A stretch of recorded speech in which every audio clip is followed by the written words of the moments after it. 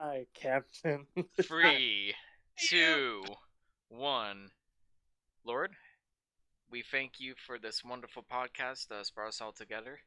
We thank you for keeping our friend Stephen in America so he doesn't possess Canada with filthy capitalism. And we thank you, Lord, for constantly giving Devon shitty internet that makes our podcast a bit of a struggle. As a matter of fact, no thank you, Lord. Screw you, and amen. Amen. Amen. Hi, everybody. This is Thursdays/Tuesdays with Moire. Jesus wept. We've come full circle back to Tuesdays on this show. We started out Tuesdays, and we were originally going to do Thursday for this episode. Now we're back to Tuesday. This is the 92nd episode, Reach Out and Touch Faith, all about faith and struggles that come with it. I'm your host, Dean Taylor. Depending on where you're listening to this podcast, we're either Tuesdays/Thursdays with Moire, the pretentious asshats of cinema, or the pretentious connoisseurs of content. All of this is made up. We don't exist. Yeah, this is a theoretical podcast. This is a theoretical and hypothetical podcast. So keep that in mind. Yes. Nothing matters, but we're all here enjoying ourselves anyway, so might as well make the most of it. Yeah. Don't believe what you read on the internet. Everyone dumb. Like us on YouTube and Spotify. Give us 5 stars on Uber and Yelp. Yes, please. No, I'm glad to be back. We record Who are you? Yeah, I'm glad to be back. We record these podcasts live on Twitch, and Ian never edits them, so... This is what you get, pals. This is Gonzo podcasting at its finest. Oh, I like that. Yeah, that works. Yeah, Gonzo podcasting. No edits, no cuts. So reach out and touch faith. Ian, why don't you tell us what kind of films we're going to be talking about tonight? First, who are our wacky guests? We have artist, co-host, and wonderful filmmaker Devon King. And also, independent filmmaker, potentially coming to Canada at a later date, Mr. Beason, Stephen Beason, a.k.a. the filthy capitalist from Arkansas. From America, yes. No, thanks for having me. I'm debating about coming to Canada to shoot my next project. Got to get those tax breaks like a filthy American, Gotta right? Save the money. Gotta get that free healthcare, baby. Oh, yeah. Well, you can find me online. I'm on Twitter at BMovieMagic. Instagram, same thing. You can also find my short, Hopeless Romantic on YouTube, which you may be listening to this podcast on. And also, just another plug real quick. I will be appearing on the Little Rock Movie Tavern Talk, which you can also find them on YouTube. And I'll be on their show Thursday to talk about A24's Bodies. So, there's enough Stephen Beason content to go around. Gross. Oh, man. and we'll be doing a big episode on that date as well. Sans Beason. Yes. But, Sans Beason, No. I have a competition in me. Yeah. I don't want to see others succeed. No. I'm more than happy to share the podcast love. Go check them out. And Stephen, hopefully give us a plug on their show as well. I did. Please do. So we're going to be talking about these films that all deal with faith and God and, crisis of religion. One of those films happens to be The Exorcist, which is arguably one of, if not the greatest horror film of all time, according to lots of people over the years. And I thought I would take this opportunity to introduce a new concept thing that we're doing for our October episodes. This is kind of new. If you're new to the podcast, you'll know that, or if you've listened for a while, you'll know that we do fan-selected episodes. And this was an idea that I had back a couple of months ago. I started asking people, what is your favorite horror movie? What horror movie would you like us to talk about? Is it art house? Is it, shitty B movie? Is it something you want us to suffer through? And the responses were insane. We wound up with 56 total films. We're going to narrow that down to 6 by random number generator. But my sincerest thanks to our community over on Discord, across social media, because you guys really pulled through. And man, this list, it's going to be crazy. It's something else. And also, It's I have pulled up. Go on. We have something like 69 entries, I think, right?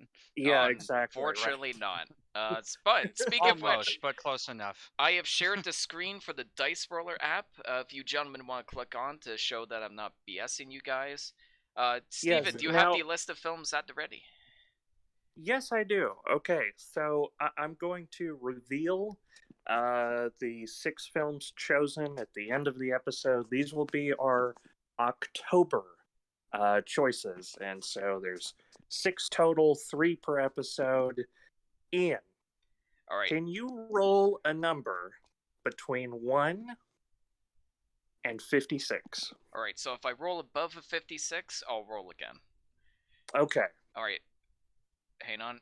Yep, gotta roll again. Okay, so that is a 0, so that is a 20. Okay. Let's see here. Okay, that's an interesting one. Good start. All right. Roll again. Roll again. Nope. Nuh. 35. 35.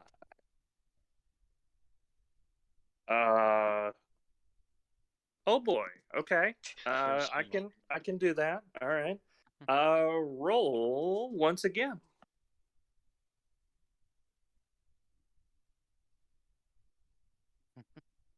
Hang on.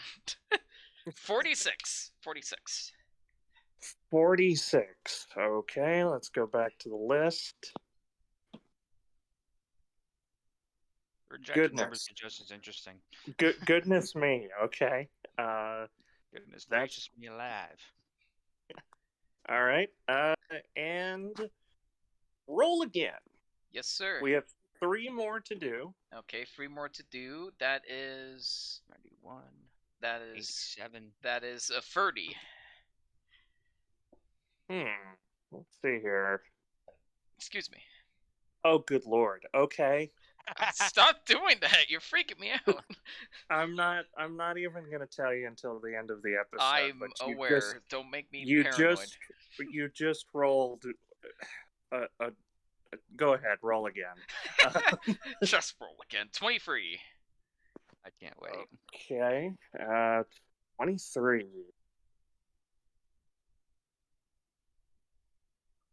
Suspense here. Yes. Okay. Let's see here. 23. Yep. I need you to roll one last time. You got it. 37. I'm 37. I'm not old. Yeah, I'm not. I haven't reached my midlife crisis yet. You know what? Okay. You said 30 what? 7. 7. 37.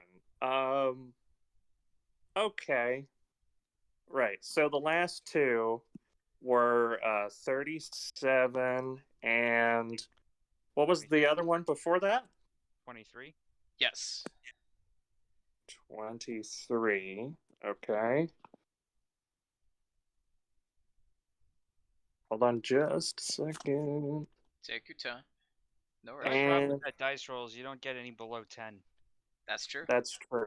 That is entertaining, yeah. But I mean, the thing is, if I got a 10 on the left side, that's technically considered a 0 with how D100s work in D&D. It's a little Fair. strange. Okay. All right. Well, that is set. As I said, stay tuned for the end of the episode. We're going to have to make sense of all this and try to find some kind of theme. Speaking of making sense of it all, we have the first film tonight, the first silent film on the podcast. Give us a round of applause at the ready, folks. This is The Passion of Joan of Arc. Spoiler alert, heavy spoiler alert for all 3 films. I'd say this one and Silence are at their best when you don't know anything about them going in. Please check them out and feel free to come back to the podcast. Check out the timestamps below. But I'm not introducing this one. My friend Devon has a lot to say. So take it away, buddy. I was gonna just sit silently and see how long you took to get on to the fact that I was being silent because it's a silent movie. But no, that said, I do think it's crazy that this is the first silent film that we're talking about in this podcast. There's Right? so many films like pre-sound era that we could be talking about that, we could dig into our film educations and talk about. But anyhow, this is one that I hadn't seen before prior to this. And if you don't know the story, it's a pretty popular historical figure, Joan of Arc. So in 1431, she was placed on trial on charges of heresy. Um, and the Eclectistet, I can't even read the word that's on the IMDb here. Uh, Jesuits attempt to force Jean to recant her claims of holy visions. This is basically takes place in France, and she's trying to drive out the English who are taking over their country. And the way that this plays out, this feels like the epic finale for a much longer film where you see her rise out of poverty and into, joining the army and leading them to victory. And this feels like the epic finale. And I like the fact that the film just takes place during the trial, and you kind of get, you sort of infer all of what's happened up till this point. And it just makes it feel much more epic in scale without taking too much of your time either. Like this is only an hour and 20 minutes, which I really appreciate those shorter run times, especially on this show. But the fact that this was made back in 1928 by Carl Theodor Dreyer. I know that he went through a lot of hell to try to get this film made. There was much controversy at the time which is ironic considering what the film was about, that she's on charge for heresy, and his portrayal of these events with these heavy religious themes were controversial for its time. That During the process, an original print of his film was destroyed, which he then had to re-edit using rejected footage that he created. And then any remaining copies of the film were also destroyed and thought to be lost in time, which is an unfortunate, fact of these early films, that they were made on nitrate film, and when they weren't being deliberately destroyed for, pushing the boundaries at the time, they would just decay naturally or burn up from the state of the film that it's in. But miraculously, I believe it was back in the 1980s, they had found an almost perfectly preserved print of it in, of all places, a Dutch insane asylum or mental hospital, like in a closet, which, man, crazy story. But so I guess I would say that I have an adoration and a bias toward films like this, just knowing that the fact that their perseverance was, you know, on the edge, or the fact that we can even see this film feels like a privilege. But anyway, all that preamble aside, watching this film for the first time, I went in with very little expectations. I had a vague idea of the backstory. I really haven't read up on my French history in quite some time. I vaguely remember the French Revolution. I feel like I should have studied a bit more to compare the historical facts of this. But I felt like I really didn't need to, because I felt so emotionally involved in what was going on. And the I have to say, the filmmaking, the cinematography, and the way this all came together, especially for the time period, you don't see extreme close-ups like this, where the actress isn't even wearing makeup. In films like this, this is stuff that we take for granted these days, the type of shot choices that they made. But watching it taking place in this time period feels like such a bold, creative choice, and I'm so happy that this film was found and restored brilliantly as it was, because it is such a beautifully shot and emotionally effective film. Also, the version that I saw had a score attached to it. Yep. This very choral score that the Criterion Collection added to it, and I think that really adds so much more emotional power to what's going on. Like, I'm at a loss for words how to describe it. I think it's a very beautiful and emotionally impacting film, and I absolutely adored it. I was enthralled the whole time, and it was even more interesting because I was watching it while there was a storm brewing outside. We almost got hit by a tornado, so maybe that added a little bit of extra emphasis to the impact of it. But no, it really felt like a powerful film, and I was really happy to have seen it. Nice. Now, I'm curious, how much do you guys actually know about Joan of Arc before the trial? It's funny. I knew very little about this film, or about the actual historical, Yeah. context of which it was based. And I, I I, was ha- I actually, have yeah, I have a very vague idea of like the timeline, but that's about it. So well, basically, what happened with Joan of yeah, Arc was that she was a soldier in France. She was originally a farmer. She grew up on a farm, and then she heard a voice. And this voice she believed to be the voice of God. And the voice of God told her to fight with the French armies against, I think it was the Crusaders in the 1400s at the time. The- There's a lot of controversy about like how much fighting she actually did. Some people think she led armies. Some people think she didn't kill a single person.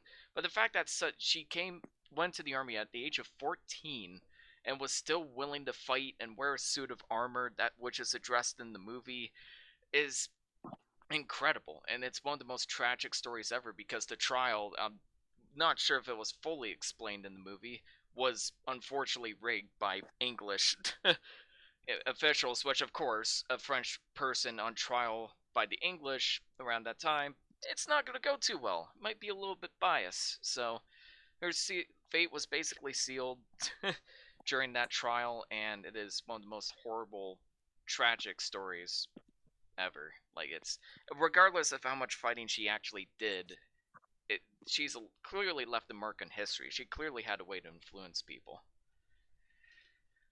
Absolutely, and I think they really showcased that very well through this actress Oh acting yeah, Maria Falconetti. Falconetti. This apparently is her only, yeah, Falconetti. Great last name. This apparently was her only second role and the last one that she ever did on film. And what a legacy to leave. I mean, most of the movie, or at least a good third of it, is just close-ups of her. And the way that she acted in this, I think she was told to not to show as little emotion as possible. Uh, but it feels so poignant coming across the screen in close up like this, because this was the norm for acting at the time. Much of it branched from theater, and they would mostly shoot things in wide shots because this is how you would experience a stage play. And acting at the time was very exaggerated, very theatrical, Mm-hmm. because you were basically expressing emotion for the people in the back row who couldn't see you very well. Where this film completely takes advantage of the capabilities of the camera, where it could focus on closer and fill up almost the entire frame with her face, and you really want to minimize the amount of acting you do, and all these very subtle emotions come across when you're deliberately trying not to show emotion, and that really informs her character as well, because she's trying to suppress how upset she is by everything that's happening around her, and it really comes across beautifully. um, I really think that the filmmakers behind Come and See definitely pulled a lot of inspiration for this when they Yep. made that film. That's a that's a whole other film to talk about. We did some time ago during November of last year when looking at war films. But I can absolutely see some influence from this, where yeah, it's just so mesmerizing just seeing her act across. Like the emotion is palpable, even if you don't understand what's going on. That's also kind of what her character is yeah. I mean, experiencing. just to kind of jump in here. I mean, I was kind of surprised by this. This film is, gosh, when was this released? 28. 1928. 1928. So this was well before any of us were born. I mean, this is Oh going way yeah. back. And, I think there's something here that, like, I don't. It's odd for a film like to watch this and sort of look at it through the lens of, like, not just its historical context, but just in the context of, like, film history. I was thankful to have seen this because it feels like one of the first films, and I think that it's very odd in a way because it's such a landmark achievement, and we don't see a lot of films nowadays. Like, it is dated in some aspects, but we still don't see a lot of films that are shot quite like this. No. The Mhm. way that they're using these intense close-ups and sort of this kind of bizarre, aesthetic. I mean, that's pretty unheard of even today. So there's parts of it that, yes, are dated, but there's other parts that feel like they haven't aged a day. They feel very modern and new age. And In the that's, context of the time period this was made, this feels so ahead of its time. It's ridiculous. oh, And 100%. Yeah. I'm going to do something that you do, Stephen. I'm going to name a movie studio and say that there's like an aesthetic consistency between all their films. This feels like very A24, which is such a millennial film buff thing to It say. has the But no, vibe. I honestly think that, I don't know, maybe the guys behind The Green Knight took this film as some Yeah, inspiration. David Lowery did for but sure. Oh yeah, definitely. Like I feel like there's some shots in this that they copied for The Green Knight, but this film did them first way, way before anybody. And just the way they compose things, where there's Dutch angles and very angular compositions, and such intense close-ups that really add to the sense of claustrophobia. Like he's emphasizing all these, you know, religious persecutors, and they have these very, nasty looking mugs and these very condescending expressions, and they're lit rather harshly. And then she's so innocent, Angelic, yet yeah. oh yeah, well, like angelic, but she's under intense pressure. And the fact that they didn't use makeup, that's also something that's unheard of for the time. You really see every pore in her face, um, which you wouldn't think would be that flattering, but I think that she still looks beautiful. Um, Yeah. Well, even and I even mean, under these circumstances.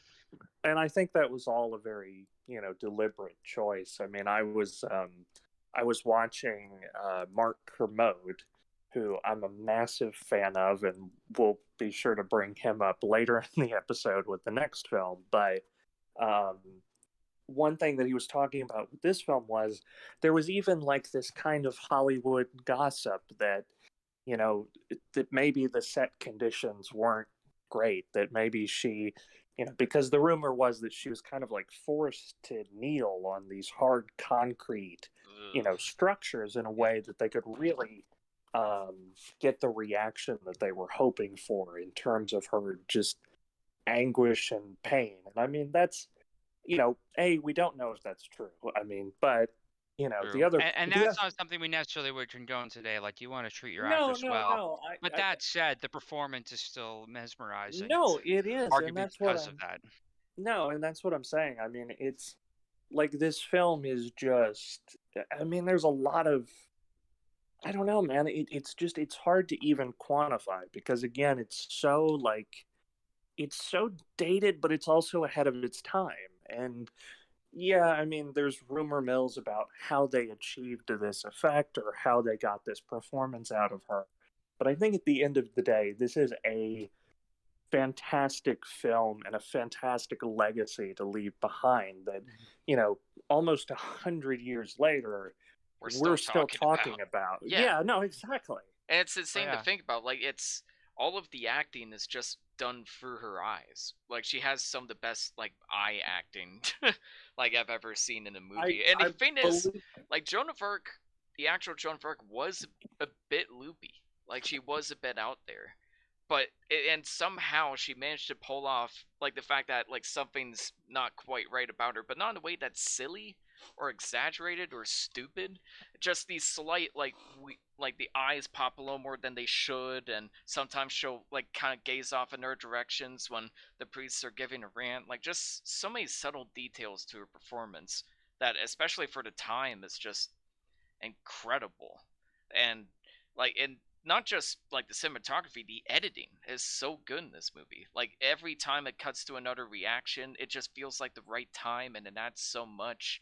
It'll cut between her looking, and it'll cut between like hordes of her burning up, and it'll cut between like people rallying to fight against the people that put her on the crucifix in the first place. Like, it's all so effective. It earns like every emotion it's going for purely through its visuals. It does, and I would just say, I know we can go on and on about this film, but I would highly encourage you guys, if you haven't, and I did post this in our Discord chat, but Viggo Mortensen actually introduced this film at TIFF a couple of years back, and the introduction that he gives and kind of his own experience with this film was fascinating, to say the least. I mean, he is probably one of this film's biggest fans and has watched it hundreds of times. And I thought his perspective on it was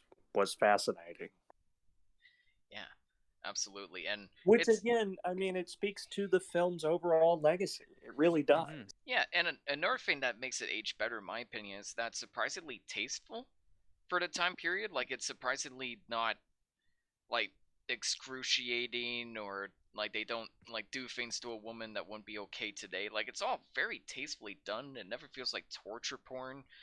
Like, there's a Well, I scene where mean, they they're do about to set her on fire. they I set mean, her on fire, but that's about it. Like, that's the full extent of it. There's a scene where she's in a Yeah. torture room, and part of me was worried, like, oh, are we gonna like see her get tortured and laughed at, and is this gonna go too far? But thankfully, it doesn't. There's a great job of implying that, where it cuts between her reactions denying what the priests are asking her to do, and it'll cut between like the shots of the wheel, like the torture wheel, I think it's the Iron Maiden, just getting closer and closer and closer. Yeah. And that's much more effective, just leaving No, that to the mind. They do such a good job with implication Yes. of and letting your mind fill in the gaps. Like I said, like this film feels like the epic finale for a much longer film that maybe, very thoroughly and kind of dreadfully covers every aspect of the war to the point where it gets really boring.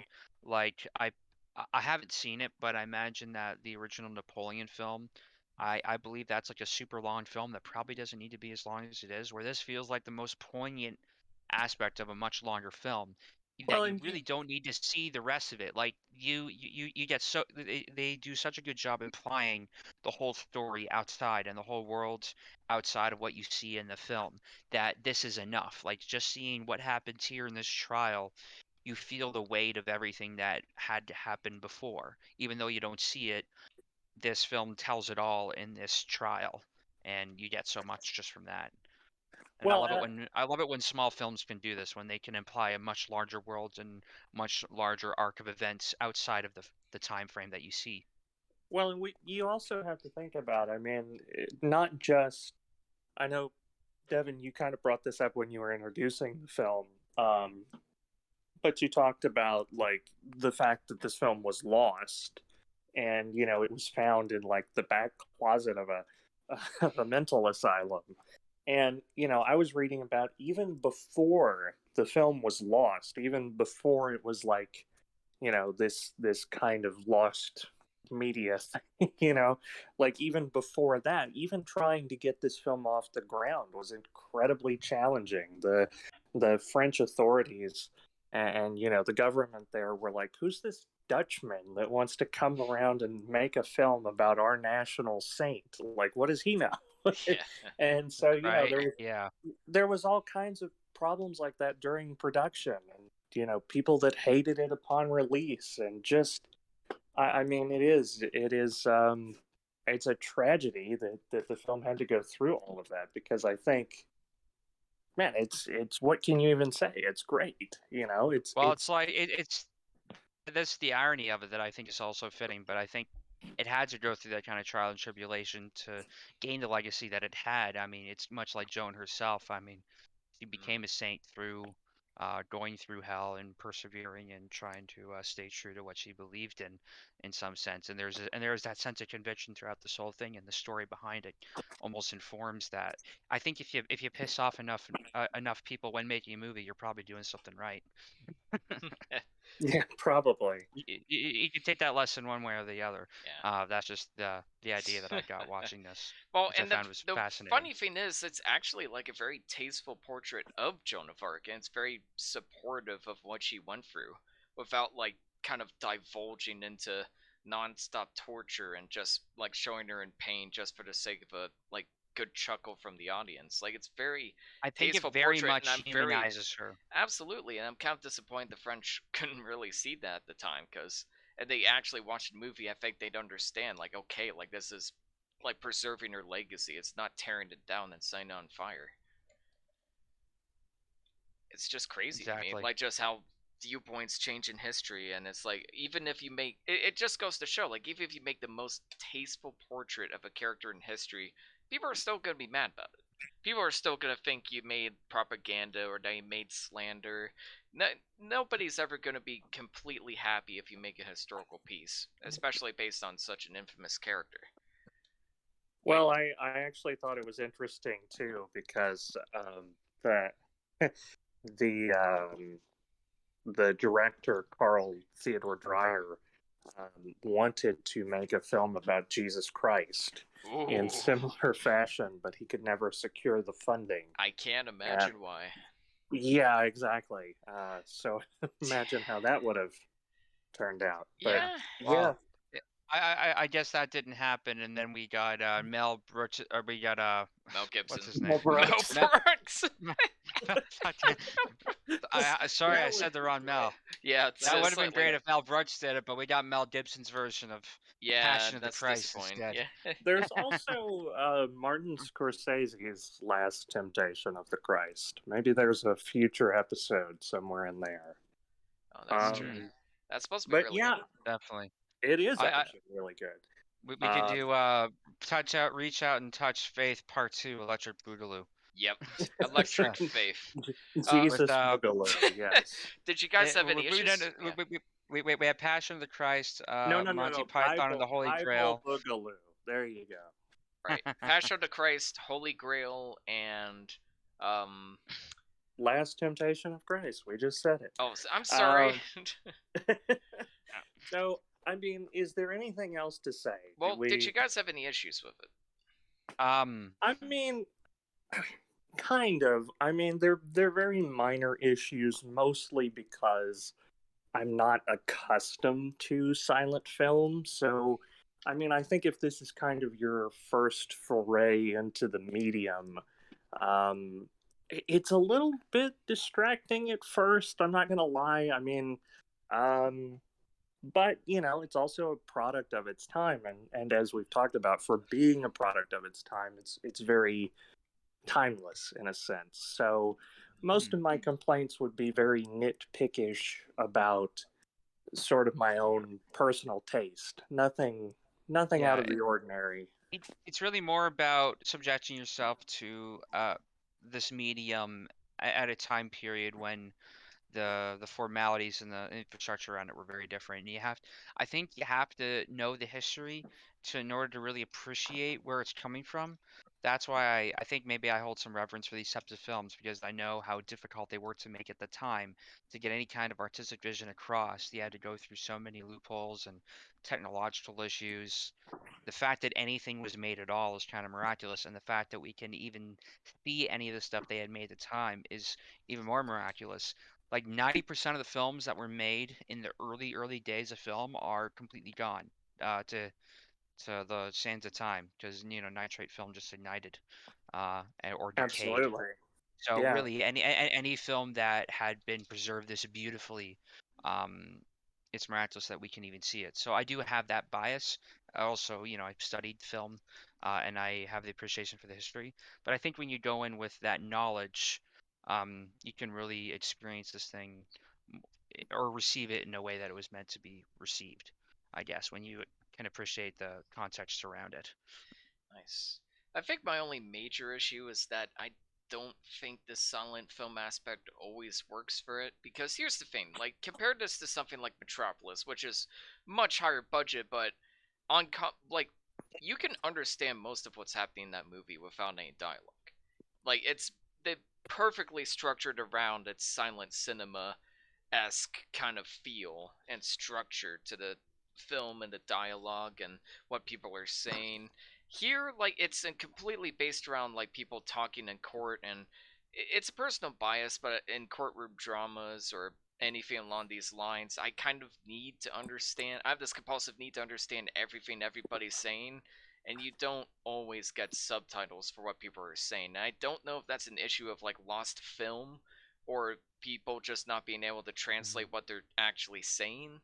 But there were certain segments when they were just moving their mouths constantly for like minutes at a time, and then there'd be no text. I'm like, well, what are they saying? But it's a personal thing. It's a compulsive need to understand. Yeah. You have to kind of fill the gaps. Like, I can Yeah, read their that's lips true. when they say "we," which is yes.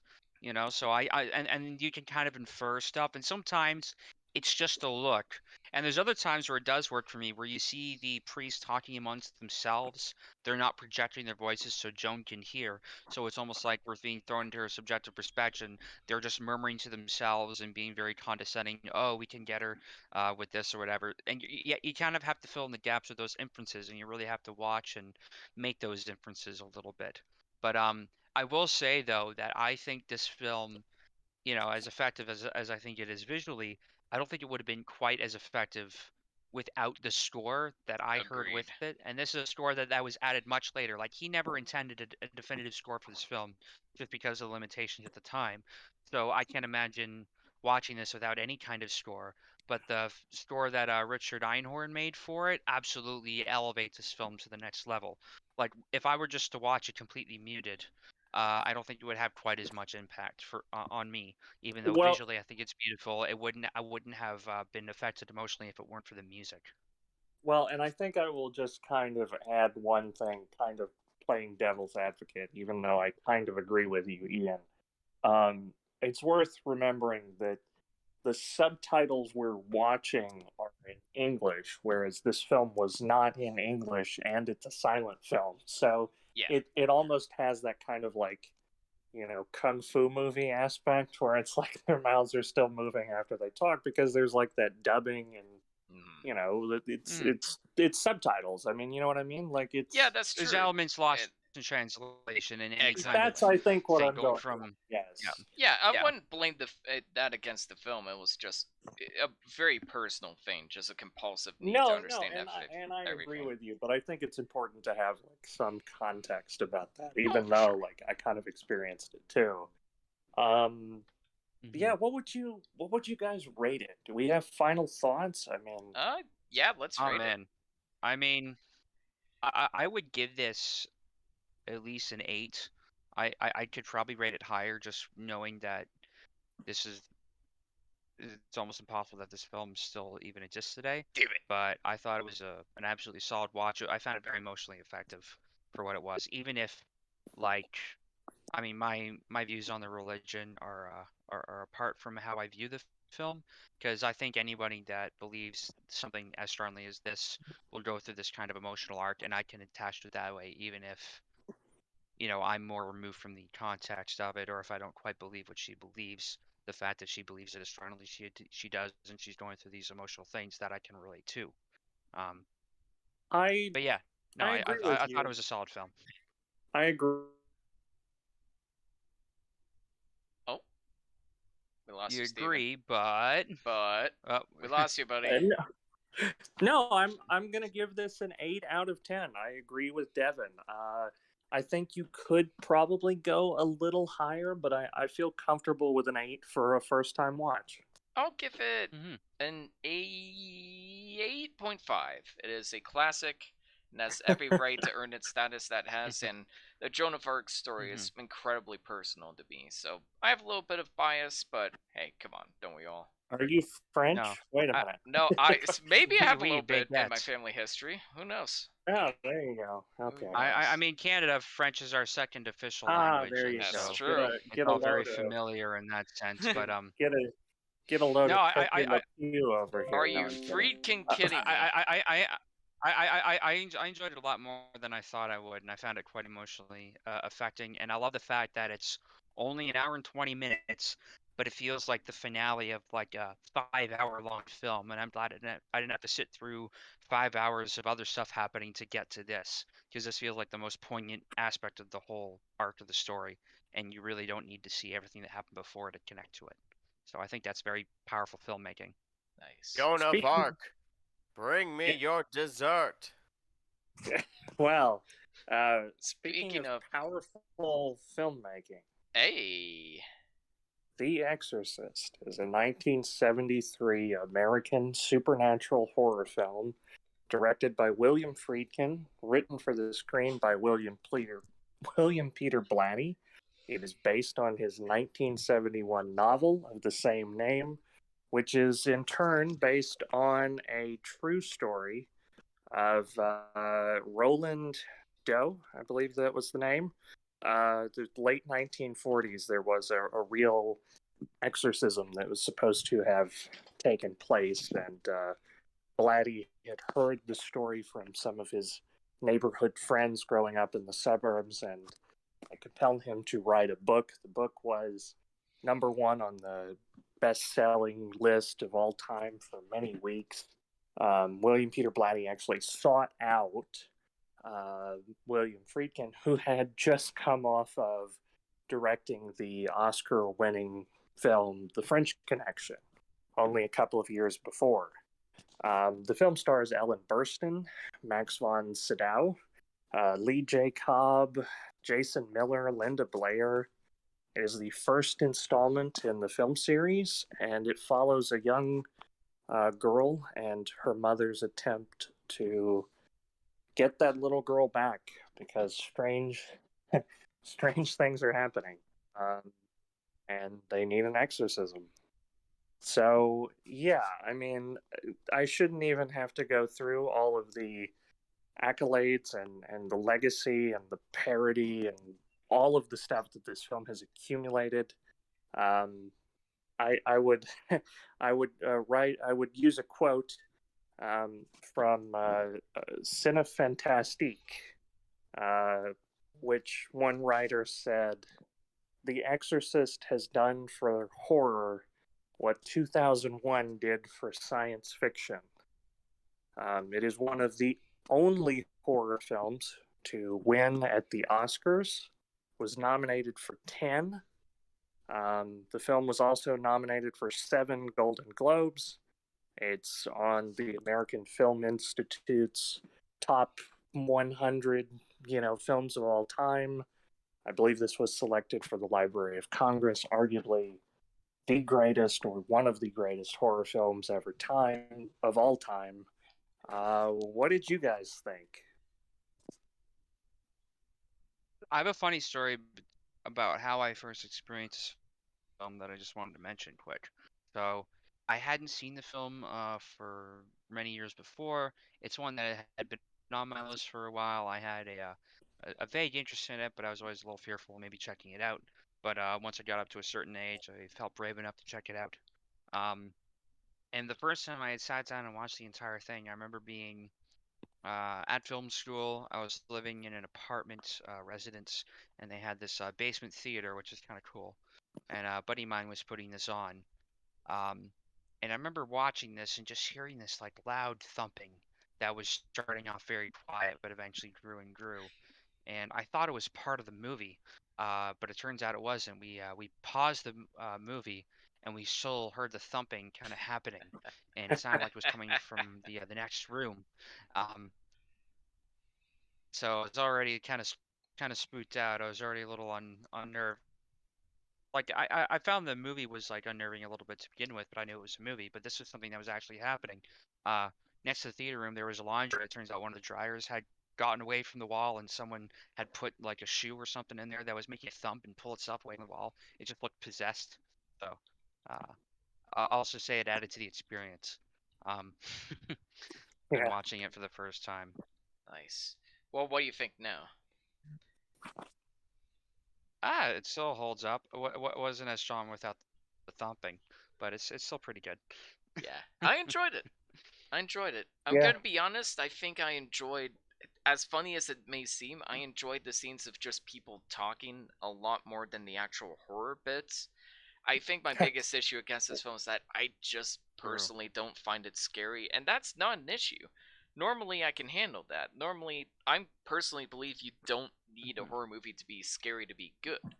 But there were parts about the horror elements that felt kind of unintentionally funny that kept me pulling me out the experience, and maybe it's for a different group of people than me, but it was funny. Like any time there was a possessive Mhm. scene or they were showing off special effects, I was like, I just want to hear more dialogue. I just want to see more of Ellen Burstyn, cracking True. at the seams of what's happening to her daughter. I want to see more of the priest struggling with his faith. Like that's what I attached to the most in this movie. Everybody hyped it up as the scariest movie ever made, but there's so much hurt beyond that that I think people are kind of ignoring that I attached to much more strongly than the horror elements. I think I do think that the writing is the strongest element of it, Absolutely. and more of those scenes were added after the fact in longer extended cuts. which I think does make the film stronger. There's an interview with William Friedkin where he's talking about how he's opened it up the edit while discussing with the author and added some these scenes that he thought weren't as important before that I do think add to the storytelling aspect.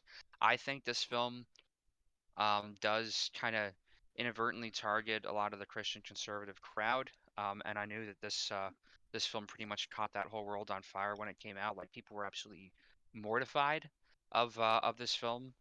Oh, absolutely. With I mean, it just for its blasphemous nature. Even though Friedkin himself considers himself a Catholic Christian and he sort of sees it in a very different light, than there are a lot of conservatives that probably felt attacked by this film when Friedkin is Christian himself and he was trying to paint a more hopeful picture, I suppose, through the horror of it all. And I do think that balances out the scale a little bit. I do think that the film holds up very strong narratively. In spite of how people took it at the time. Well, there's also an interview that William Friedkin did, and he talked about shooting the movie Sorcerer, which was his follow-up to this film. And if you guys haven't seen that, you should. But a lot of it takes place in this sort of South American jungle, and they actually shot on location, which they also shot on location for the opening sequence of this film in Iraq. But they were in the South American jungle, right? And these people were packing up their things and leaving the village. And Friedkin, turned to one of his crew, camera, production assistant, whatever, and said, "Why is everyone leaving?" And they said they're leaving because the director of The Exorcist is here. You're going to bring like bad omens to these people. They're leaving. They're leaving their home.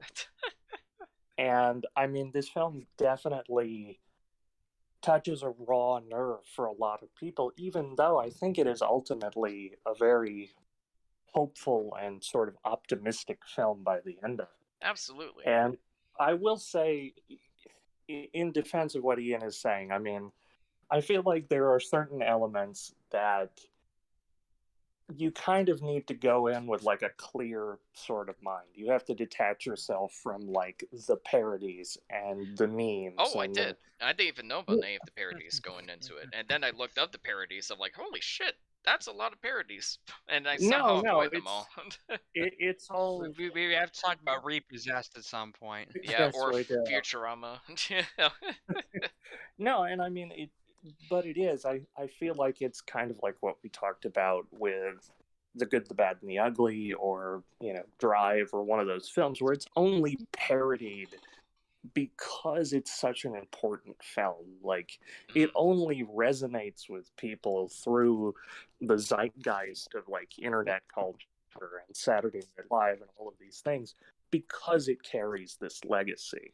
And I think that's an important thing to remember. I mean, I think the problem is people marketed it as the scariest movie ever made, and then you'll see like every couple of years, whether it's Paranormal Activity or it's something like Hereditary or whatever, the marketing is like it's the scariest movie since The Exorcist.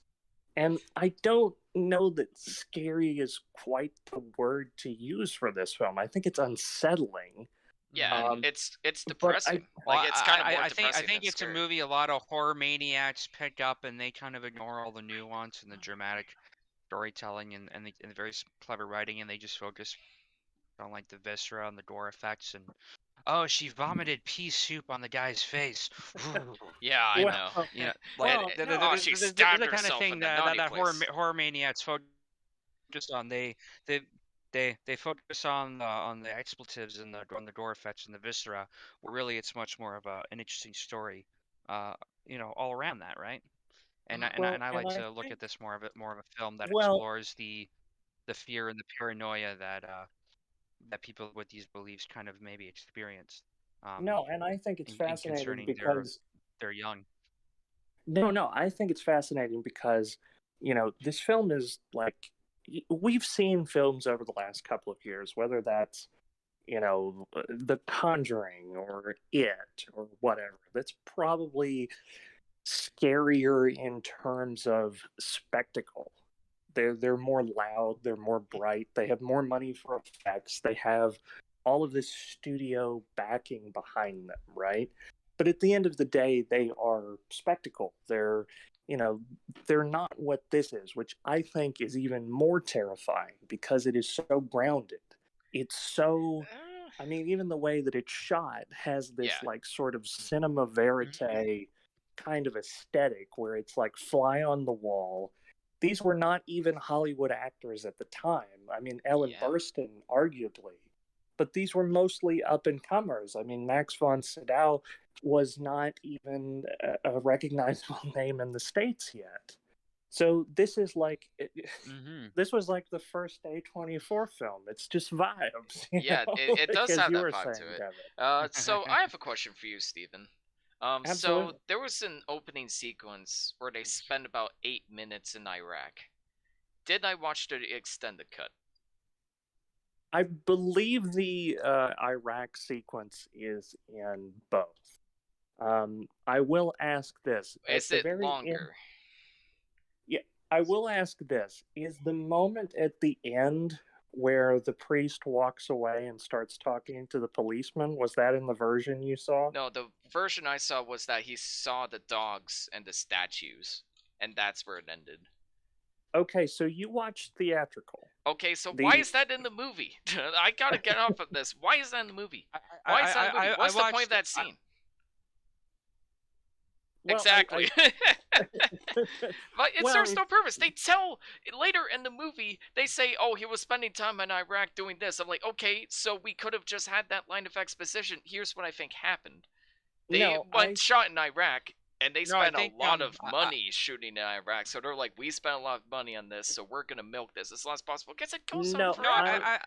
Ian, I'm gonna say I think the stuff in Iraq does add to it, and I like that it starts off. What does it add? It shows this it shows this worldly connection to it. I mean, I'm not saying that the devil with the giant penis statue was like, something I needed to see, but I do think, it shows. Well, I don't know. Okay, that's the only important part of that whole very evocative imagery that I'm sure adds some narrative. I'm gonna jump to in it that here we're not because appreciating. I'm gonna jump in here because I do have and that statue shows up in the bed later. Like there's a connection there. But okay, yeah, but that's like you could have shown that segment of the flashback, and that's it. Oh my god, I'm gonna jump in here because I do have an answer for Go on. this. Sorry. So to me, I think what's so brilliant about this film is that you have that opening shot. You have this statue. The statue breaks off, and part of the statue winds up at the Ellen Burstyn character's house. Later on, there's this dialogue that Ellen Burstyn and Linda Blair have about this Ouija board, and then there's all of this kind of talk about like, where is this coming from? We're never given an answer. And I think that adds to the overall terror because we don't know where she got possessed. We don't know how she got possessed. When you watch a horror movie, especially nowadays, and especially like after this film, it was always like, well, they decided to have sex. I guess they were asking for it. They went into this cabin. Well, they knew the guy with the chainsaw was behind the door or the machete or whatever. I think the terror that comes from this film is partly due to the fact that this film is not giving you a clear answer. These are not disposable, horny teenagers who just knew better. Like, this is people that it could have happened to anyone. True. We don't know why it's happening. But We're given clues of we're given clues as to maybe it came from this statue, maybe it didn't, but we're not in the loop. We're just as lost as the Ellen Burstyn character. That makes it that much more terrifying. Well, you're all talking about the statue segment at the end. Why couldn't they just show the statue segment at the end? Why did it need like 3 minutes of him at a dig site, 2 minutes of him going through town, which adds to nothing? The most, but it looks great. You need but to foreshadow it because Ian, it shows up. It shows up at the house. Ian, it shows up at the house, and it needs to be foreshadowed in order for you to make sense. Otherwise, what's this random Devil Statue of the Giant Dick. It's like, oh, that was in Iraq. There must Oh, this that must okay, be where that then came show from, hit like or 30 what's seconds of him like at you the start to dig piece site. it together in that Yep. sense. Also, But why is it so the long? I don't know. I don't know what your gripe is with that whole opening scene. Well, I it's like that. just so I like that long. it took its time and it added some weight to. This feels like something that maybe the priest himself had dug up, and it's like he was digging into places that he knew he shouldn't, and this was all karma for him or something of like that. That was the sense that I got, that like maybe he unearthed this devil that he's been pursuing, Sure. and it could be a metaphor for like the demons of your past or whatever. And then this comes up back at home and possesses this girl, and she's not the target of it. This devil's trying to get him, and he's trying to get the other priest. And the fact that it brings up these personal things against that is on his sense of guilt, because he feels like that he let her down or he neglected her, and it's using this as a personal attack against him, and ultimately he sacrifices himself to save the girl. I do think that adds some very good depth and narrative weight, and the fact that the film took time to establish what was happening in Iraq, where you get a sense of what the older priest was maybe doing. Like, you don't get his whole life story, but you feel like there were some dark elements of his past that the demon was preying on, and then you get the other priest. Okay. It's good writing. I don't know why you're I complaining guess about my that. complaint is that it didn't need to be as long as it was. Like, there were a lot of scenes that felt like went on. I'm not going to complain. Okay, whatever. Anyway, next point. Yeah, sorry, next point. Yeah, go on. Okay. I will also add, this is based on a book. Maybe that's something that's more explored on in the novel. Yeah, that's fair. I would also bring up that Dominion, which was the prequel to The Exorcist, which is supposed to take place in Iraq, was actually directed by Paul Schrader.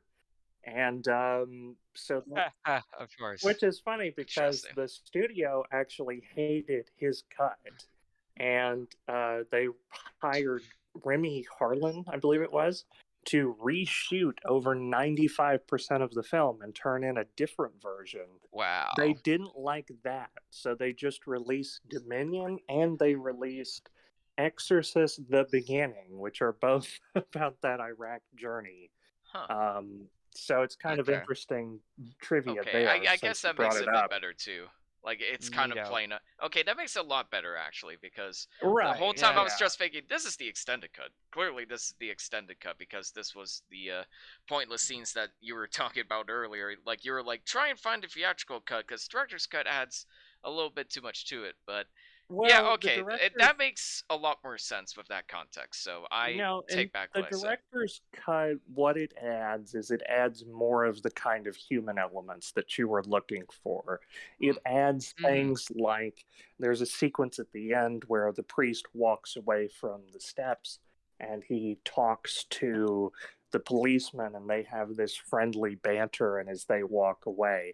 And that was actually something that the writer wanted to include, because he didn't want people to walk away from this film and think that evil had won. Friedkin wanted the film to be more ambiguous and more open for interpretation. Now, Friedkin also admitted he didn't know who could watch this and come away with the idea that evil had won. Yeah, it's more bittersweet. It's like evil lost, but what cost? Like, that's the vibe I got in the ending. And, I mean, look, this is, again, do we even have to go over the accolades that this film has received? Oh, yeah, it's just, like, tons of people loved it. It's a lot of people's, like, favorite film of all time. Like, it's crazy, like, the legacy this film has left behind. And I don't want to like, shit on, like, the pacing of it is weird. I'm not a big fan of the horror segments, but again, like, the conversations were what I was attached to the most. Like, I love movies where it feels like the characters have lives outside of the main story.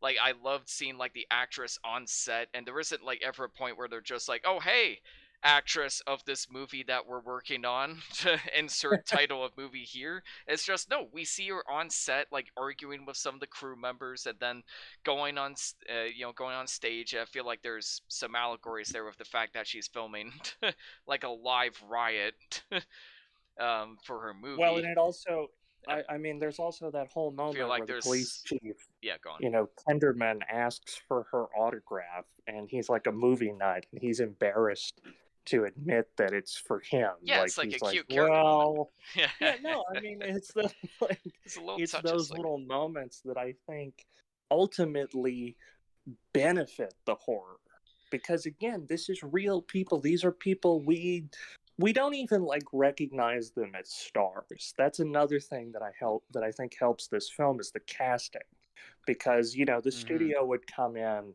and they'd be like, we want Dustin Hoffman as one of the priests, we want Jack Nicholson Dustin as one. I was Hoffman. just about to say Jack Nicholson was originally considered for Father And it Karras. it reminds me That won't of work. like what Taika Waititi said when he was making like Jojo Rabbit. He was saying, I wanted to play Hitler because I wanted people to walk out of this movie and think to themselves, okay, this was a movie about this little boy getting swept up into something he didn't understand. He said, because if someone else played that part, the movie isn't about that. It's the Will Smith plays Hitler movie. And nobody, and I feel like that would hurt this movie too. It's like if you have Absolutely. Jack Nicholson in the middle of this, I don't think it works. Well, they're gonna be like, oh, everybody's gonna watch for Jack Nicholson. Then they'll be disappointed. Yeah, no, and this is not a Jack Nicholson movie. This is a human movie. It's about a few different characters, like kind of It coming is, together yeah. at the end. I found that kind of fascinating too. And I also like there's And the yeah, whole religious angle. I also kind of interpreted it as like an indictment of how doctors treat mental illnesses, mostly in particular with women, because the priest's mother gets brought into a hospital and that doesn't go too well. All of the doctors give like terrible advice to what's happening with the girl Oh, of dealing with the course. And demon, and of course, like they need a personal therapist, aka a priest, to finally come and solve the problem and give it a more personal and look. they only resort to going to an exorcism after the modern science had failed. Like these doctors tried everything and they have these well, no, explanations that didn't and you quite have to work out. remember that like the doctors, they don't want to help. They're at their wits end. Ellen Exactly. Burstyn Yeah. finally goes to the priest, and even the priest is like, Go to no, a you're doctor, nuts. and she's like, "No, You that's not need gonna work." you need a time machine to get what you're talking about, because we don't do that anymore. It's like every step of the way you're feeling this character's frustration of getting pushed back, Mm-hmm. the trauma that she's going through with her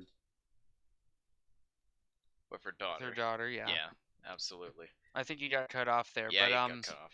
there's another point I wanted to bring up, and actually, I'm just curious if this is true in the cut that you saw, or if this was only in the extended cut. But I remember there was a line that the older priest says. Sorry, we lost you there for a second, Stephen. But there's a line that the older priest says at one point after they do their first exorcism session and it doesn't quite go well.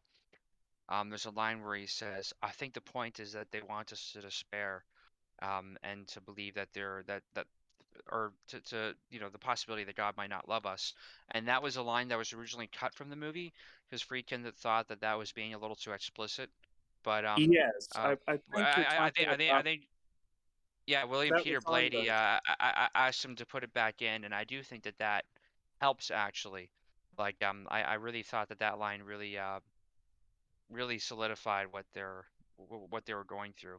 I I thought it think was a that great piece line of writing. takes place on the stairs. Yeah. Yes, that was added back in the version you've never seen / directors / writers cut. And I agree. I think that is a really poignant line. I wish that they had kept the theatrical cut the same way, but just added that line back in. That's maybe the one thing that I would tweak. It's also crazy to me that her running down the stairs backwards wasn't in the original version Yeah, because at the time Yeah, they it couldn't wasn't for paint me. out the wire very well. Like that was added back in after they could digitally paint out the wire. Because that seems like such an iconic moment in the whole film. It's crazy to me that that it was never has in the gone on original. to become an iconic Yeah, and moment. I, This I film was was thinking like actually I didn't see that scene. Like, was that just a scene in the trailer? But no, sure enough, I didn't. No, it's something that they actually shot, but at the time they couldn't hide the wire very well, so they just didn't use it. But then, thanks to digital technology, they were able to paint that out. yeah, and this film was re-released back in 2000. and that Mhm. was when this whole new cut surfaced. Yeah, I mean, what else can we say? I mean, this is, I believe, probably up there with John Carpenter's The Thing Oh, as that's yeah, probably one of yeah. my favorite horror movies, Mm. one of the best horror movies of all time. This is an absolute favorite for me. It's, my favorite director, one of my favorite directors, at the top of his game. I don't know what else to say. I love this film, and again, I was kind of feeling like you do, Devin. I mean, I Yeah. don't necessarily have a strong, you know, bond to any kind of religion or greater power or purpose or whatever, but this film is just so effective. And I think again it comes down to what we were saying too. It's like the legacy that this film has left behind. Yeah, it's a masterpiece for me. Well, there's two things that I wanted to add. One, I wanted to correct a mistake. I accidentally typed on the banner that this came out in 71. It came out in 73. I meant I to go did, back and but correct I that. will You're say perfect. the French Connection came out in '71, so there The Okay. book came out in there was So a there, 71. Friedkin Yeah. movie that year. there was a freaking movie that came out in the year that I typed. Cool. Are you This is the Friedkin other. kidding? Uh, No, I'm not. But no, there is one more thing I want to talk about, and that's the score, or rather the main theme music for this film. Um, so this music was actually lifted from an album by by an artist named Mike Oldfield. His debut album called Tubular Bells. 90% of it he recorded himself via tape loops, and people have gone on to express this album as being like a modern orchestra, modern masterpiece. And I would agree. I absolutely, if you haven't heard Tubular Bells, I highly recommend it.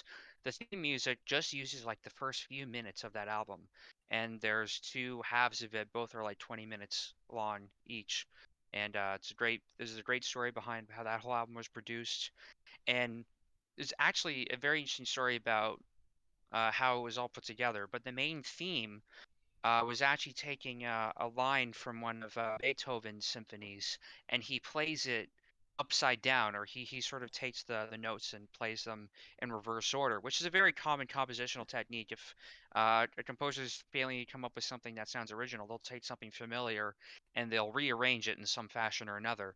And I thought that fed into The Exorcist, Devil. There's that common myth where people say they'll play a record backwards and they'll hear satanic messages, where you yeah, really but in this case, like the theme for Tubular Bells is written, they took this Beethoven motif, he played it backwards, and then created a whole piece of music based on that theme, and that theme became famous because of this film. it's But also if you funny have, because yep, that's the piece of music that has become so linked to this film, and it doesn't actually happen in any scene that's scary. It's like just a sequence of Ellen The, Burstyn walking, and it's yeah, so it plays at yeah. the end. iconic. Yeah. Oh, it's iconic, and it's what the first thing that people think of. But if you haven't heard the rest of the album, it starts off as this creepy, kind of tense driving theme, but it builds and builds, and it becomes actually very positive by the end. So if you really want to hear a whole emotional arc from the music of this film, I highly recommend Tubular Bells. At least the first half of it, Absolutely. though it's all great. Great Yeah. song. Yes, I would agree with Yeah. that. True. Can we go ahead and rate? I Yeah. mean, do we have Uh, any final thoughts? I'm gonna say I liked it. I didn't love it. The horror elements didn't really work. There were some weird pacing issues with the theatrical cut too, but nevertheless, I get it. Like I get why people found this horrifying back in the day, and the character work and filmmaking is so great that I can excuse like a lot of the shortcomings I had, and the fact that the child punching people and letting them fly across the room was unintentionally funny to me. So I'm giving this one, by the sounds of it, the theatrical cut is an 8 out of 10. Sorry, the extended cut is an 8 out of 10. The theatrical cut is a 7 out of 10. So I'm going to meet in the middle and give it a 7.5. Well, I'm I'm gonna gonna give give. this. Go ahead. I'm gonna give this a 10 out of 10. Yeah.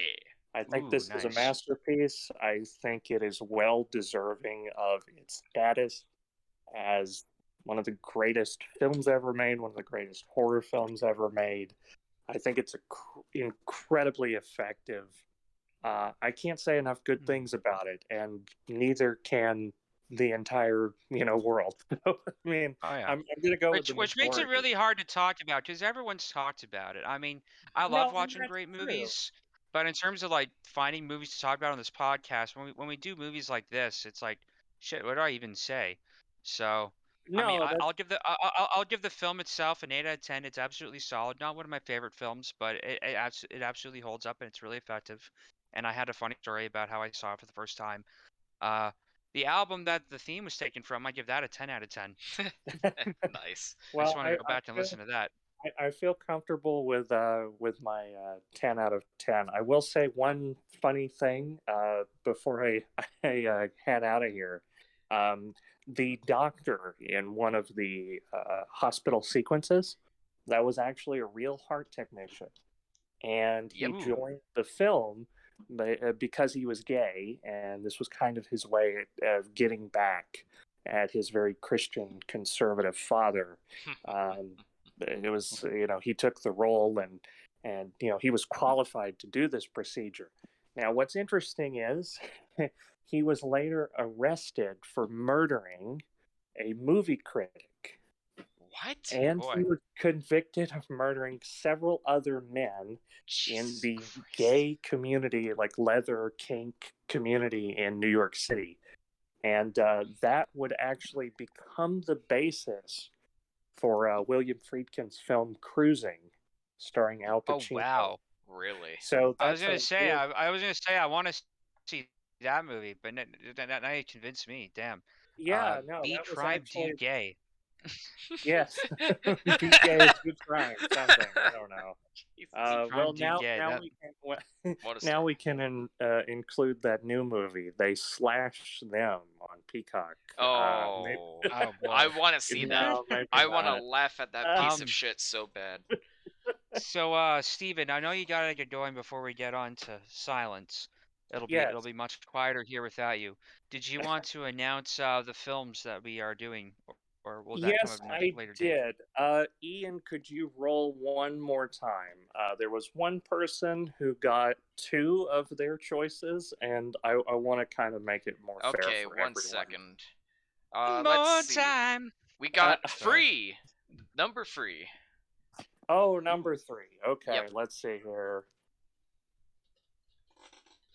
Okay, all right. What We are our films? Okay. Drum roll, So please. number one, okay, hold on just a second. So for our first episode, we have Insidious. We have Attack of the Killer Tomatoes, and we have Nightmare on Elm Street, the original. Oh boy. For our second episode, we have Ginger Snaps. We have Ooh. 2007's Inside, which is a French extremity film. And we have Cronenberg's The Fly. Wait, those all sound pretty Wow. good. What were you upset about? Killer Tomatoes was I mean, kind of that what sounds incredible. So. So we'll have Red in the Face and maybe Body Transformations. Because there's yeah. Ginger Snaps and The Fly. I mean, two of those movies are Canadian, Ginger Snaps and The Fly. Hey. Actually, it was our very good friend Kristen Greedy of the A24 Film Group on Facebook who recommended Ginger Snaps. Hey, nice. She actually got like an A+ on her thesis paper for that film, and she was like, "Please let me know if it gets chosen. I'm just gonna read my paper." So it's like, okay. So I'm glad right. that worked out. Yes, stay tuned. Those will be in October. I did want to say thank you guys so much for having me. Before I you do go, have to get going. one last vein. Unfortunately, yes. Very quick thoughts on Silence. Very quick. Speedrun it. Very quick. I loved Silence. I was actually very surprised by it. I don't think that it's quite as good as Last Temptation of Christ, which was actually the first in Scorsese's Christian, trilogy, because for the most part, a lot of his films are more like subtextual about religion, and this was more, this was more like bringing those ideas to the forefront. This was It was more definitely more overt. It was more overt, right? And even though I did have certain issues about it, the more that I came around to it, the more that I thought about it, I absolutely loved it. I thought it was brilliant. I mean, what can you say? It's Martin Scorsese. It's a 9 out of 10. Nice.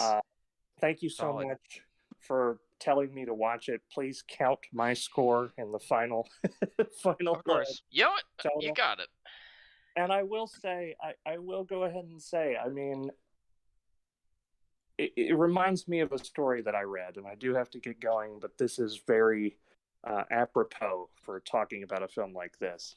I remember Quentin Tarantino in an interview had said that when Brian De Palma had just made Blowout, he thought that he had made his best film yet. He was so excited because people were going to be talking about it. It was going to take the world by storm. He wasn't trying to toot his own horn, but he was really proud of what he had done.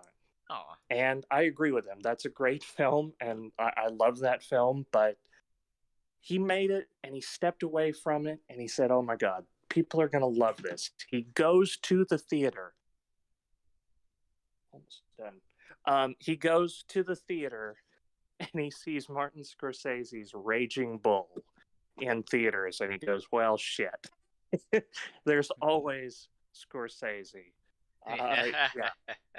And I think that is an apropos thing to say tonight, because, wow, what a film. 9 out of 10. Thank you guys so much for having me, and I will see you in a couple of weeks. See you Good on the night, flip everybody. side.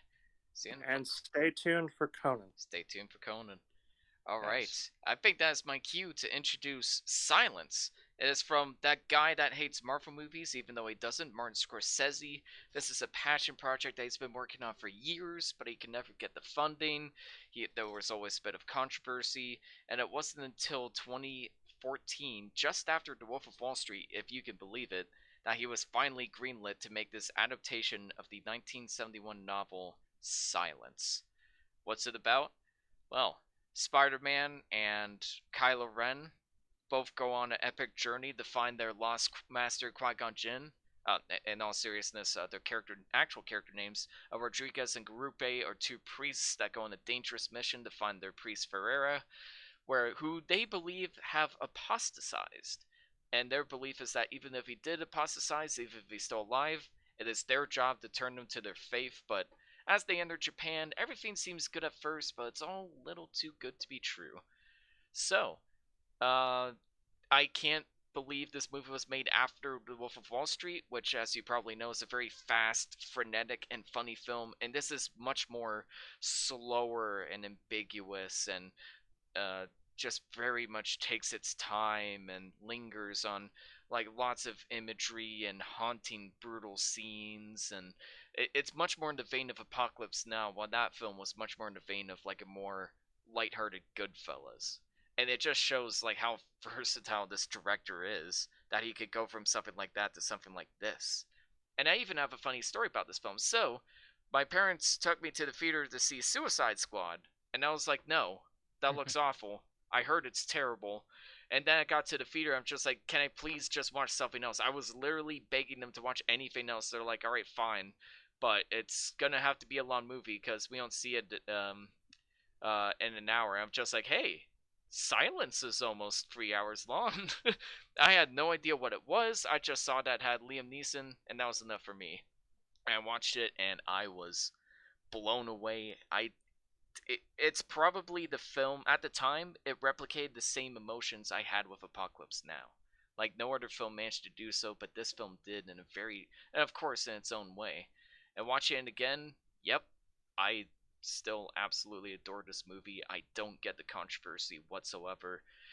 I think it's kind of a uptight situation where it doesn't really pick a side on like either or not to choose Catholicism or not to choose atheism.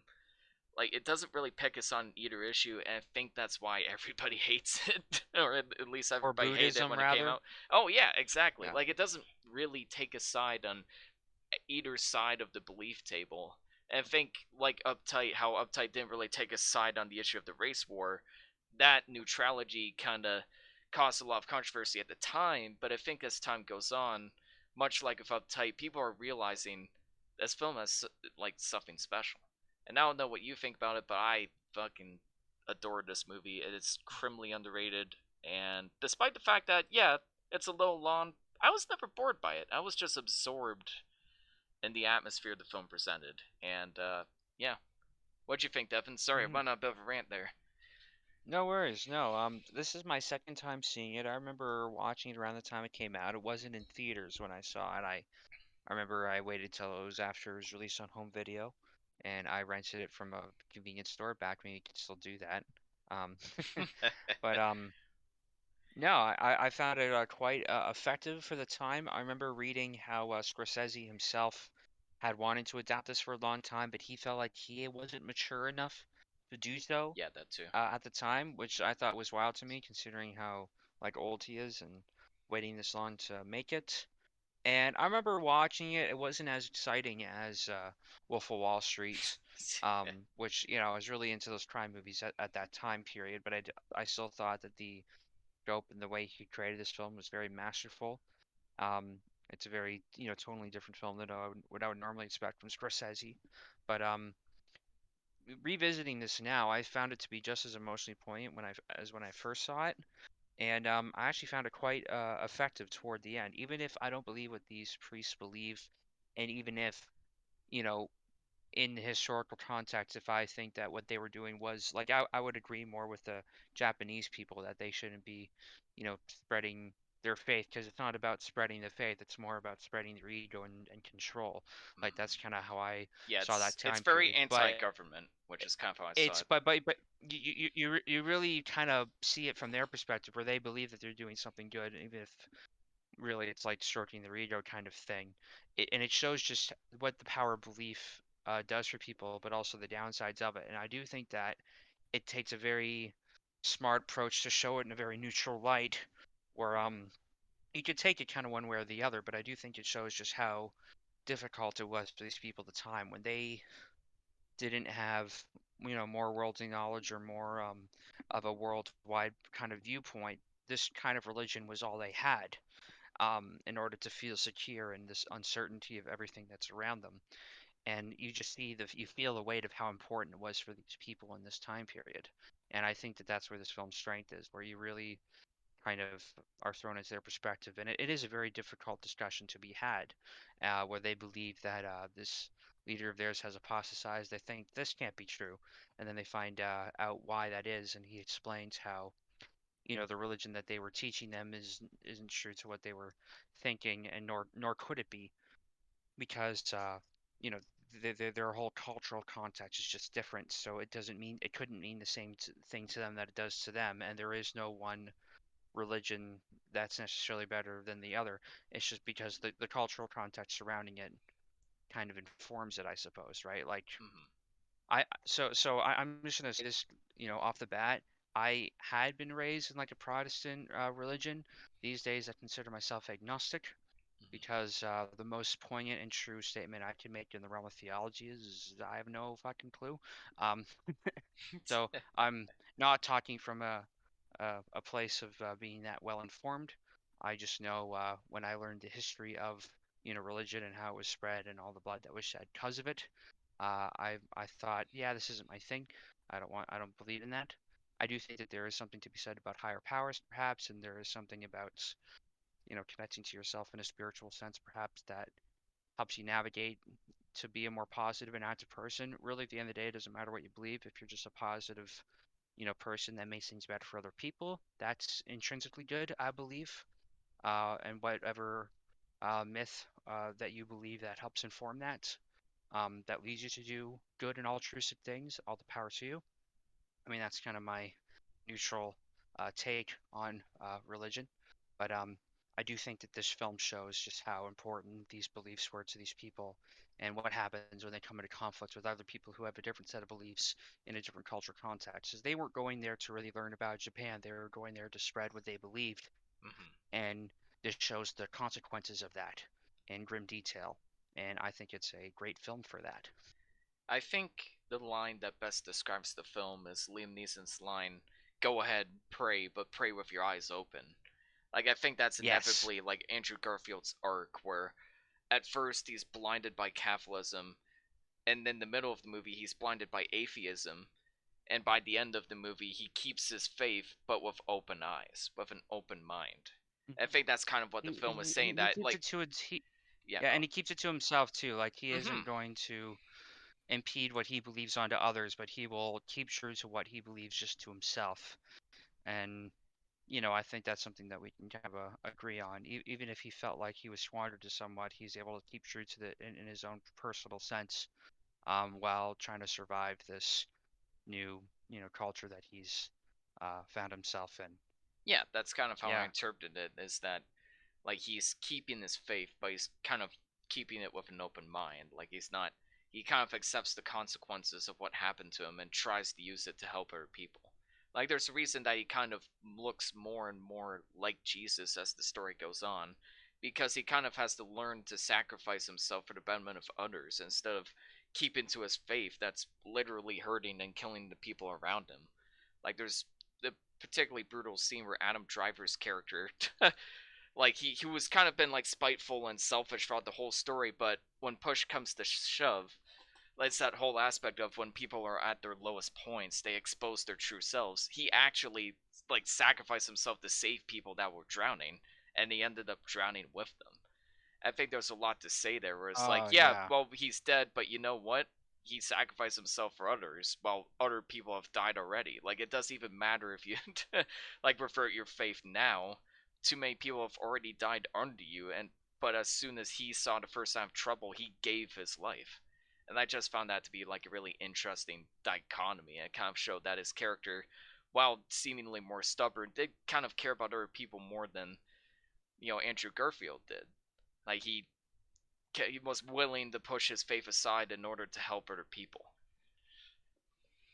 Yeah, and that's really that was really such a hard scene to watch, where he was being held back and he couldn't do anything about it. And the Japanese were really getting they were really doing their homework and getting smart Yeah, who's here? with what the Yeah, Christians believe, because the Christians think that there's a sense of martyrdom that they believe is holy, and sacrificing themselves, where they deny them that now, and they will instead kill the people that believe in them, which is a much harder thing to endure and live with. It's the fact that you're not given the release of death. You get to see the consequences of these people being tortured and being killed for believing in you. And that's really the key thing, is they don't believe in their God, they believe in them, and teaching this, and it really lends more to personal responsibility. And I do think that that's an important thing to bring up, that a lot of religious leaders and Christians maybe kind of skirt around a sense of personal responsibility, because they think that they're abiding by God's or heaven's rules, and it gives them some leeway, and they've abused that in power structures.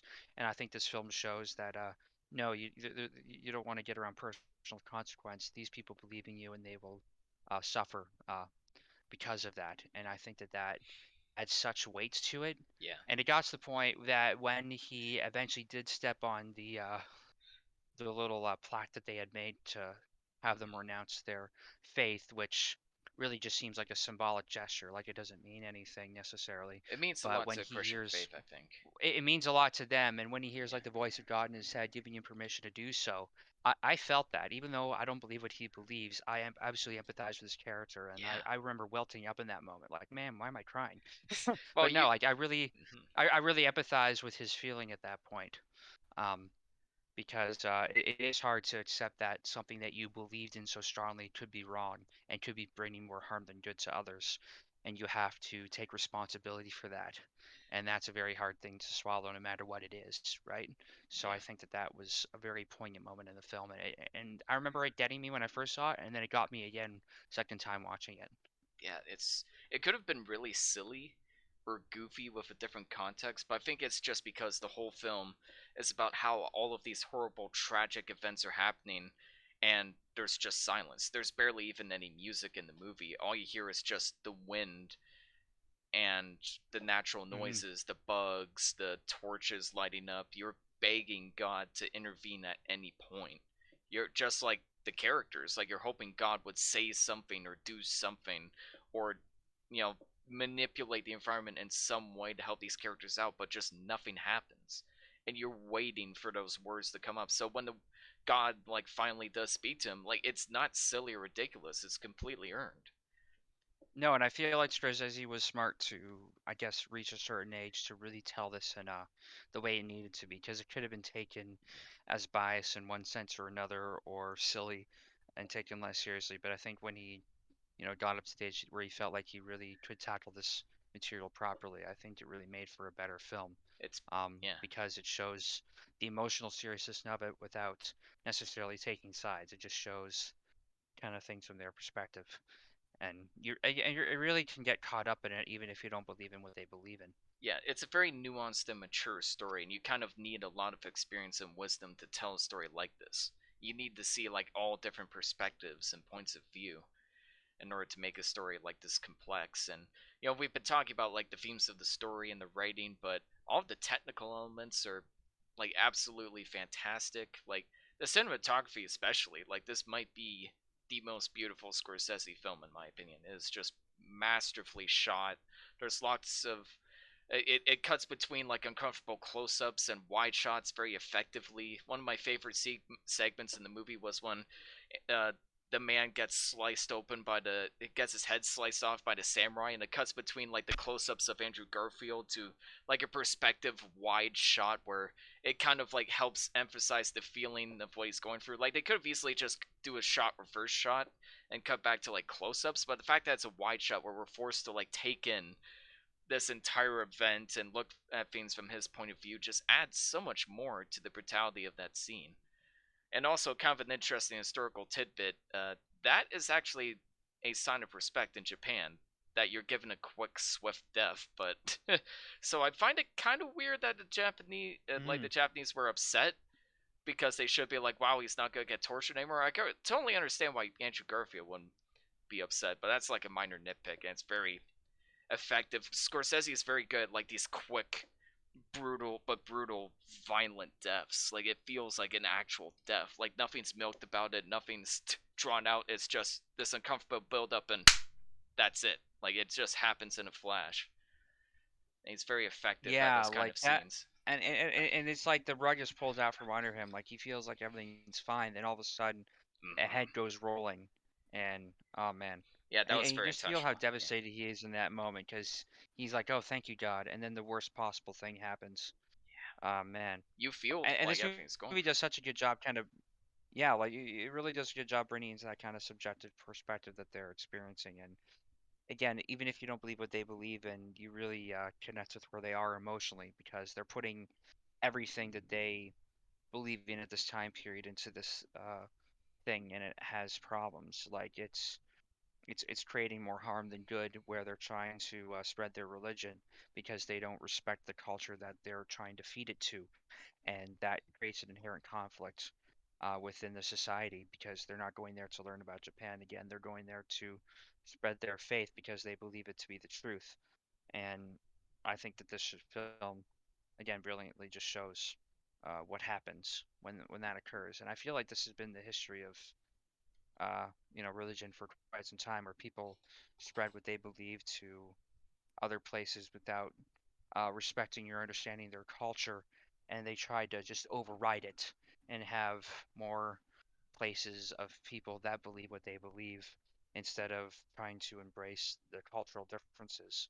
Um, and I feel like that's created an inherent problem. I mean, this is an element to colonialism. Um, and I remember the Japanese chieftain, the Inquisitor, sorry, and he's bringing up this metaphor about the three concubines who are all Yes. fighting and creating chaos in this house. Um, Yeah. and he throws them all out because they're all trying to fight over the same thing. And then And he's he, like, well, we believe in choosing one wife. Well, why would you choose one wife when you have an option between all three? Wouldn't it be better to just have options? Like, it's a very clever way of, like, explaining religion without strictly talking about religion. And those are some of my favorite moments of dialogue, where it's like you know exactly what the characters are talking about without explicitly talking about it. There's a lot of great scenes like that in this movie. And it's just there's so much to talk about at this point. It's There's hard so to know where much. to even Yeah. to end up. But I thought they just did a good job with it, and I found it just as emotionally effective on the second round than I did on the first. Yeah, all the performances are fantastic. I don't hate Adam Driver in the movie for once. Andrew Garfield's great. Liam Neeson is great. This movie shows that when you don't put Liam Neeson in a generic, bland, awful action movie, it's almost like he can act. I'm so sick of him being Wow. typecast in these modern action movies when this movie highlights like how great he can be, especially Oh yeah. considering the role was going to be handed to Daniel Day-Lewis. And Liam Neeson even said in Oh an my interview where it's God. like, I can't Wow. believe they handed me a role that went to Daniel, that was only like going to go to Daniel Day Lewis. That's probably why he gives it his all, because he felt like there was so much pressure. No, Like I have to live up to Daniel Day Lewis. Like it's insane. like he's only on screen for like a handful of scenes, but so much weight is given into his character with Adam Driver and Andrew Garfield carrying most of the film and into his legacy of a character. But you do think of Liam Neeson's scenes very poignantly because he kind of digs up their whole worldview and what they believed in because of what he's experienced being in Japan. And his image is on the main poster initially, so you think he has a much larger role in it, but he's only in there for a handful of scenes. But you feel his he's still the main. presence in the story. Oh, 100%. And I thought he did a terrific job with this. Yeah, all the Japanese actors do a great job, especially their guide. Like he was excellent. Like the guide, like he kind of gave me who's the drunk guy in Seven Samurai. Like he was also in Rashomon, the guy who was a villager that became a samurai. He kind of gave me those vibes a little bit with just how he'd kind of move around like very clumsily and getting on his knees a lot. Yeah, no, yeah, he reminded me a lot of Seven Samurai. I'm sure I feel like I've seen that actor before. Like, was he an old boy or something? I don't think so. Maybe, but he does an excellent job, and all of the even he like looks familiar, but also he shows how they use this religion and sense of forgiveness as a way to survive rather than something they actually believe in, and that's also part of the issue, right? Like he tries to hear his confession and forgive him for his sins, but he really doesn't feel like he's deserving of them in a sense, because he'll step on the thing just to save himself, and he's done that a couple times before. And then he'll keep saying "forgive me," and then he kind of becomes more and more and more annoying about it until at the end, like it finally feels genuine. Like up until that point, Andrew Garfield was very reluctantly like forgiving him for his sins and only doing it because he has to. But at the end of the movie, like it feels completely genuine. Like he's just completely let go of all the troubles he's had with him. And I thought that was a great payoff to that arc. And it's like kind of unintentionally funny just seeing them pop up. No, not unintentionally, but intentionally funny. Just seeing it like pop up again constantly. It's just like, leave me alone. Like, go away. Suffering my own stuff over here. Yeah. You feel like his annoyance, but you also understand like what that man's going through. Like Christianity is, you can't really blame him because Christianity is kind of like led him to a path of pain and like he it's taken away a lot of people he's cared about, so he doesn't know if he should take Christianity or if following down that path again will cause more people around him to get hurt. So seeing him go back and forth between them was very interesting. He's a great like neutral character. Yeah, it's just and like he wants to dislike his character, but he also feels like he can't. No, you absolutely can't. Yeah, you just it's an ongoing kind of struggle throughout the whole thing. Like every character you understand, like you said, like even the quote unquote villains, but wouldn't even call them that.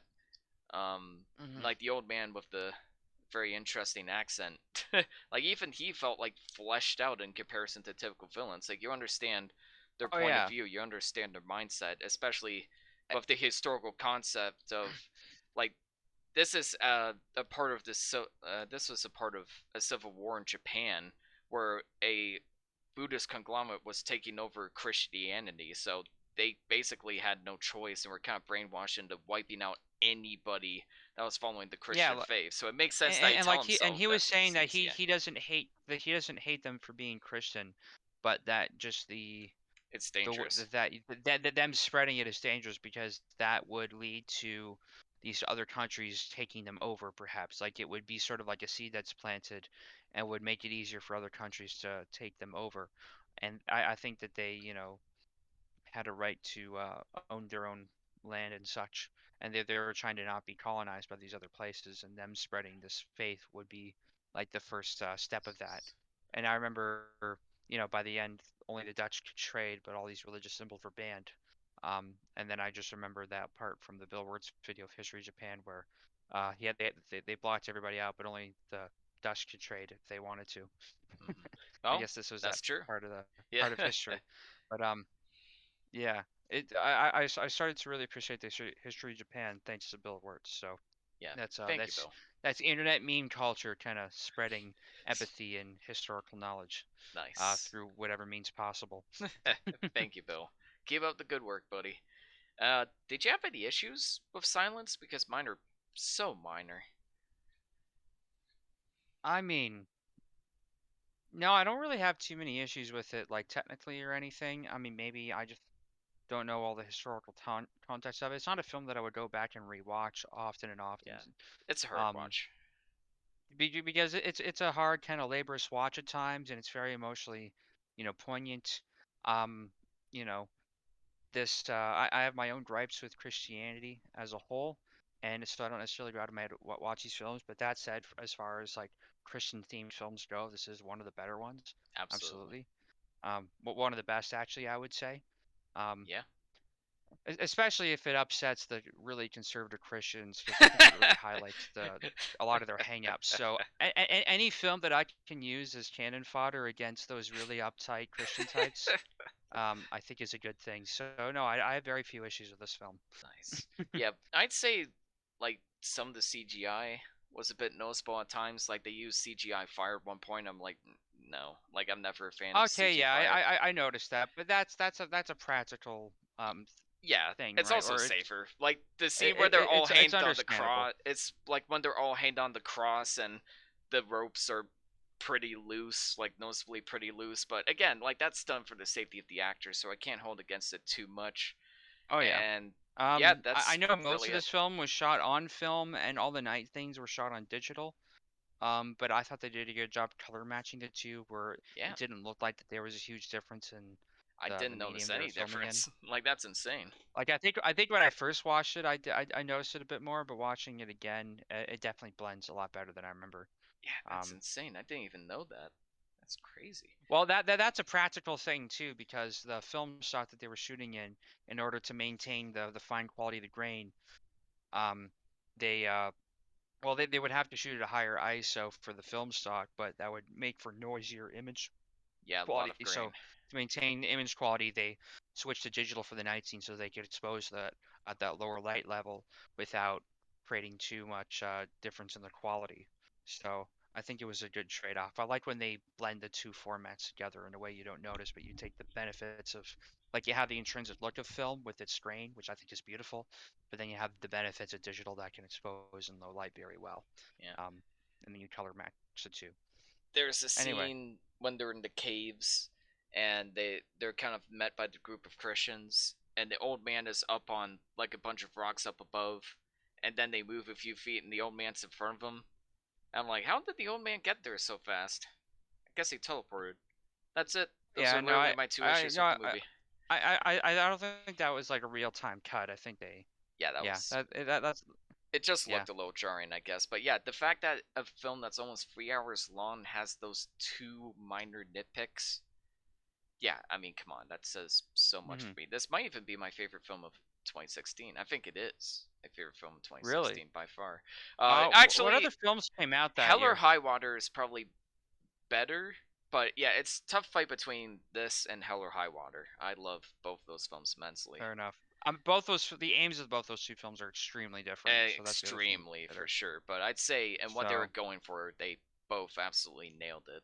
yeah, I feel like this film's pretty under talked about still. I think even I I agree. mean Scorsese's made a lot of great stuff, and he's made a bunch of things, even since, or a few things anyway.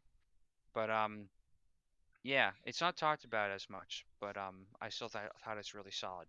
It really Out of should the be. Scorsese's canon. I'll give it an 8. I'm giving this a 9.6 out of 10. It's one of my Wow, favorites from very Scorsese, good. and I will stand by that. Oh my god. Yeah. Thank you so much again, Devon, for being a wonderful co host. That was a great discussion. Stephen, if you're listening to this, thank you so much for tuning in as a guest, and thank you so much for doing that horror film poll. Those are some very interesting choices. I can't wait to see how they all come together and say it's this piece of shit, but I guess I'll watch it again for the podcast. Next week, Devon, what do we got? Oh boy, we got a big episode coming up. Oh boy. Which normally we like to space these episodes out a week apart so that we have time to watch these films. But because I needed some time off work and everything, and I just wanted to enjoy my life for a minute, we ended up putting 2 into this week, which is nuts. Because next week is a really big episode that we've been waiting on for a while. We are finally watching the rebuilds of Evangelion. That's Evangelion 1.11. You cannot. Uh, what was it? Redo? Yeah, that was it. You cannot redo.